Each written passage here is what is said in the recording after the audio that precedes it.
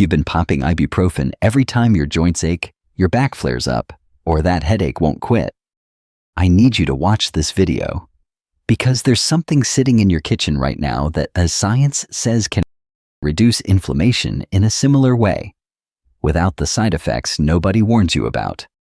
And no, it's not some rare superfood. It's ginger. And by the end of this video, you're going to see it completely differently. Before we get into ginger, let's understand what we're actually fighting. Inflammation isn't always a bad thing. When you cut your finger, inflammation is your body sending in the repair crew. It's a good thing. But chronic inflammation, that's a completely different beast. That's when your immune system gets stuck in attack mode. It's like a car alarm going off, 24 hours a day, even when there's no threat. And over time, that constant alarm damages your own tissues. According to the National Institutes of Health, chronic inflammatory diseases are the most significant cause of death worldwide, responsible for more than 50% of all deaths, including heart disease, stroke, cancer, diabetes, and Alzheimer's. So what do most people do? They reach for ibuprofen, and yes, it works. But here's the catch.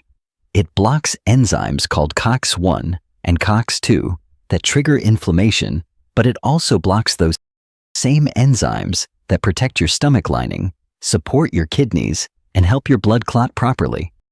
And long-term, that's where problems start. According to research published in the British Medical Journal, long-term NSAID use, like ibuprofen, is associated with a 3 to 4 times higher risk of gastrointestinal bleeding, increased cardiovascular events, and kidney damage. Now here's where ginger gets interesting.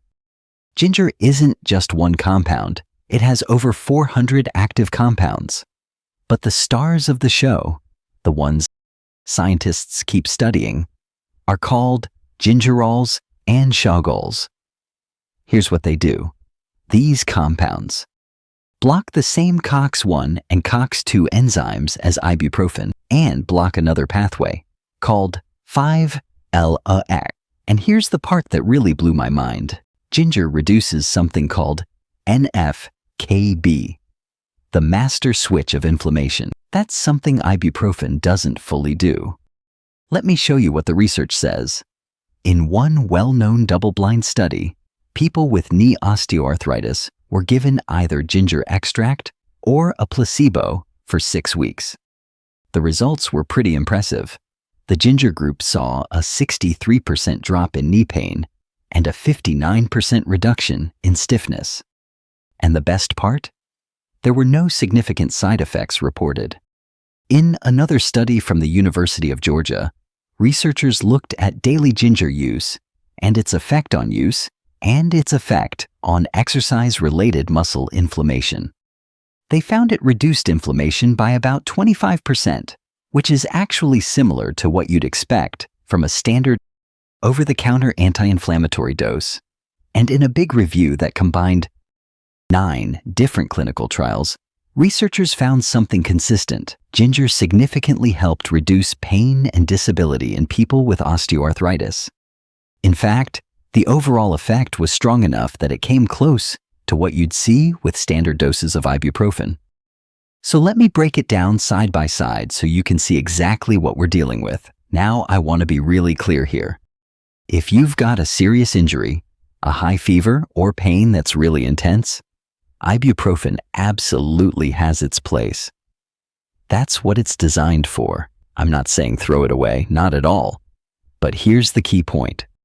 When it comes to everyday long-term inflammation, the kind that slowly builds up in your joints, muscles, and body over time, that's where something like ginger shines. Because this isn't about quick fixes. It's about what you support your body with, day after day. And that's something a lot of people completely overlook. So, how much do you actually need? Research points to 1 to 3 grams of ginger per day as the effective anti-inflammatory dose. That's about half a teaspoon of powder, or about a thumb-sized piece of fresh ginger. Here's my favorite way to get it in: the anti-inflammation morning shot. Peel and grate. A 1-inch piece of fresh ginger root. Approx 5 to 6 g. Squeeze in the juice of half a lemon. Add a pinch of black pepper. This boosts absorption by up to 20%. Add a teaspoon of raw honey, anti-inflammatory bonus. Mix with 2 ounces of warm water and drink on an empty stomach. Pro tip. Here's something most people don't know. When you heat ginger, it actually becomes more powerful. Because gingerols turn into shogaols, which research shows are up to 10x more potent as anti-inflammatory agents. So, don't worry about cooking it, you're actually boosting it. So, cooked or dried ginger is actually more powerful for inflammation. You can also get it through ginger tea. Add ginger powder to stir-fries, blend it into smoothies, or take a standardized ginger extract supplement. Look for 1 standardized to 5% gingerols for consistent potency. The key is consistency. Ginger isn't a quick fix like a pill. Give it 2 to 4 weeks of daily use, and that's when the studies start showing meaningful results. If you're on blood thinners like warfarin or about to have surgery, check with your doctor first. Ginger has mild blood thinning properties. Also, large amounts, over 5 g, can cause stomach upset in sensitive individuals. Start small and build up. So let's recap what we covered today. Ginger isn't just a spice. It's a scientifically backed, multi-pathway, anti-inflammatory tool. Ginger contains powerful compounds, gingerols and shogaols, that block inflammation through multiple pathways simultaneously.